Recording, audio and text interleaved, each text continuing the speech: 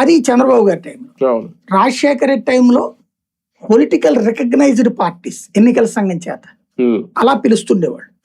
అందులో కమ్యూనిస్టులు వచ్చేవాళ్ళు, బీజేపీ వచ్చేది, డైరెక్ట్ గా ఎమ్మెల్యేలు కాకపోతే ప్రతినిధి బృందం వచ్చేది టాపిక్స్ మీద. అఖిల పక్షం అంటే ఒక టాపిక్, ఫర్ ఎగ్జాంపుల్ ఇప్పుడు ఇది జరిగింది సాయి కృష్ణతో, అఖిల పక్షం పిలిచి మీ అభిప్రాయాలు ఏం చెప్పండి, ఏం చేయమంటారు ఈ కేసులో, జరిగింది ఇది, మాకు తెలిసింది, ఇప్పుడు తెలిసిన తర్వాత ఇది జరిగింది అని చెప్తే వాళ్ళది నువ్వు కంప్లీట్ గా పాటించాలని లేదు, బట్ డెమోక్రసీలో నువ్వు ఒక మంచి పని చేసినట్టు అవుతుంది, బాధ్యతాయుతమైన పాత్ర. జగను అఖిల పక్షమే ఇట్లా, చంద్రబాబు 14-19లోనూ ఇట్లా, ఇప్పుడు ఇట్లా. చంద్రబాబు 19లో ఎలక్షన్స్ ముందు ఏది బీజేపీని తిట్టాలనుకున్నప్పుడు అఖిల పక్షం అని కాకుండా అఖిల పక్షంతో పాటు అఖిల సంఘాలంటూ అప్పుడే చలసాని వీళ్ళందరూ కూడా పిలిచింది. ఇది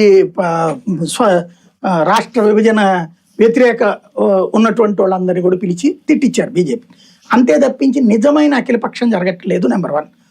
నెంబర్ 2 వచ్చేటప్పటికి ప్యూర్ యాంటీ పాలిటిక్స్, అంటే అవతల మనుషులతో వ్యక్తిగత శత్రుత్వంలా బిహేవ్ చేస్తున్నారు.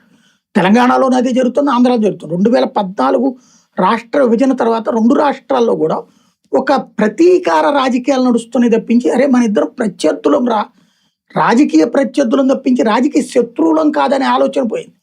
అవతలోని చంపేయాలి, అవతలోని నాశనం చేసేయాలి, మనకు వ్యతిరేకంగా మాట్లాడేవారు బతకూడదు.